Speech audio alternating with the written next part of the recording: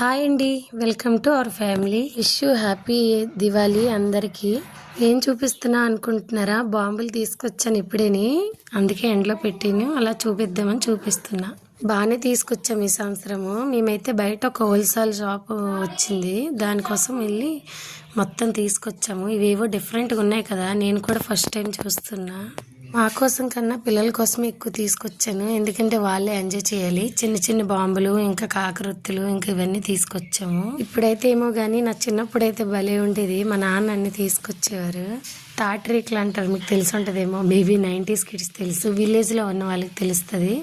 తాటరేకులు, ఇంకా పాములు లాగొచ్చి ఒకటి చిన్న ట్యాబ్లెట్లు దొరికేవి, అవి కూడా తీసుకొచ్చేవారు. నేను దానికోసమే అయితే ఎదురు చూసేదాన్ని.